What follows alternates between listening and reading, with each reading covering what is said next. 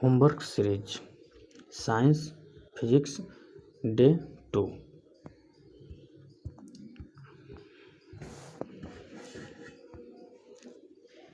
गति।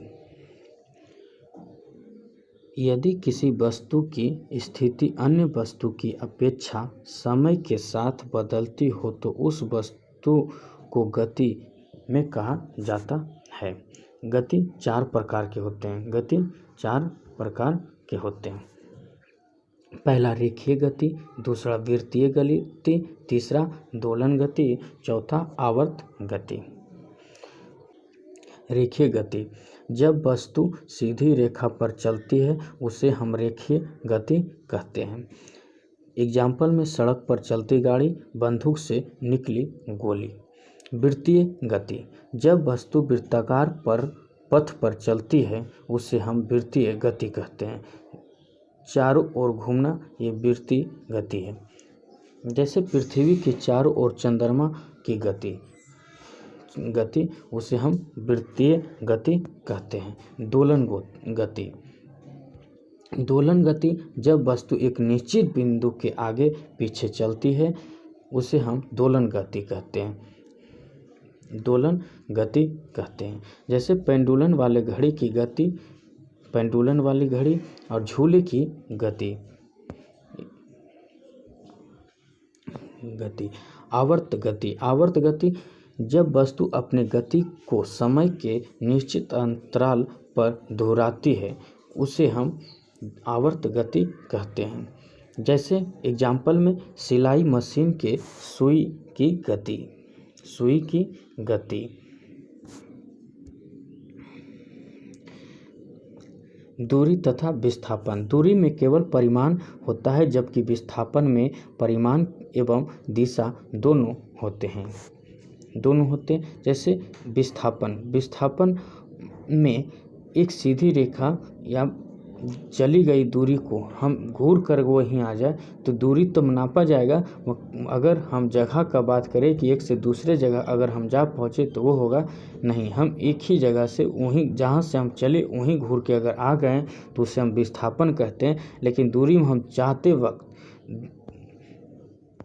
दूरी हम जितना तय किए उसे हम दूरी कहते हैं। सदिश राशि और अदिश राशि। सदिश राशि जिस राशि पूर्ण रूप से व्यक्त करने के लिए केवल परिणाम की आवश्यकता होती उसे हम अदिश राशि कहते हैं।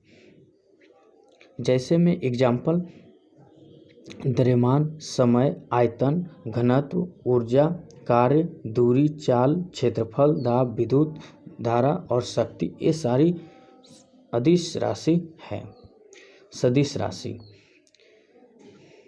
सदिश राशि जिस राशि को पूर्ण रूप से व्यक्त करने के लिए परिणाम और दिशा दोनों की आवश्यकता होती है उससे सदिश राशि कहते हैं। एग्जाम्पल में विस्थापन, वेग, त्वरण, बल, भार, बल, आघूर्ण ये सारे सदिश राशि हैं। वेग और चाल। वेग और चाल। चाल वेग का सिर्फ परिमाण होता है। चाल वेग का सिर्फ जो होता है वो परिमाण होता है। चाल इक्वल टू दूरी बटा समय तथा वेग इक्वल टू विस्थापन बटा समय। चाल तथा वेग का एसआई मात्रक इक्वल टू कितना होगा? मीटर प्रति सेकेंड। समय के साथ वेग में परिवर्तन की दर को हम त्वरण कहते हैं। त्वरण धनात्मक माना जाता है यदि वेग बढ़ रहा हो और ऋणात्मक माना जाता है यदि घट रहा हो। ऋणात्मक त्वरण को मंदन भी कहा जाता है। ऋणात्मक मतलब घटने के वक्त को हम मंदन भी कहा जाता है। वेग में परिवर्तन नहीं हो रहा हो तो त्वरण शून्य होगा। वेग इक्वल टू त्वरण का एसआई मात्रक जो होगा वो क्या होगा? मीटर प्रति सेकेंड। ये बहुत ऐसे हैं कि बहुत बार ये क्वेश्चन एग्जाम में आ चुके हैं। इसे आप बहुत बताया हुआ है, याद कर ले।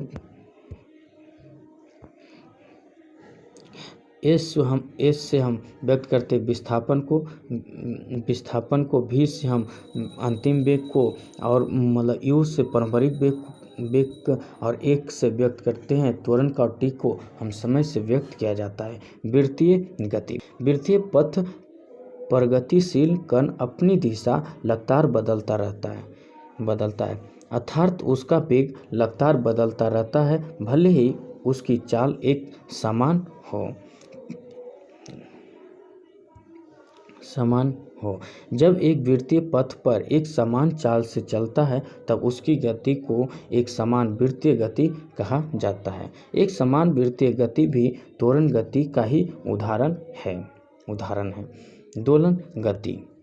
दोलन गति का आवर्तकाल द्रव्यमान से प्रभावित नहीं होता है। दोलन गति का आवर्तकाल लंबाई के समानुपाती होता है। आवर्तकाल इक्वल टू 2y/v/g होता है। एक I इक्वल टू जो होगा वो होगा पेंडुलन की लंबाई, g इक्वल टू गुरुत्वाकर्षण का त्वरण होता है। न्यूटन का प्रथम गति का नियम, जब तक किसी वस्तु पर बाहरी बल नहीं लगाया जाए तब तक वह वस्तु स्थिर अवस्था में है, तो वह स्थिर अवस्था में रहेगी। यदि गतिमान है तो गतिमान में रहना चाहेगी। इसे गैलीलियो का जड़त्व नियम भी कहा जाता है। न्यूटन के प्रथम नियम को जड़त्व किसी वस्तु का वह गुण है जिसके कारण वह अपनी विराम अवस्था अथवा एक सरल रेखीय में एक समान गति की अवस्था में परिवर्तन का विरोध करता है।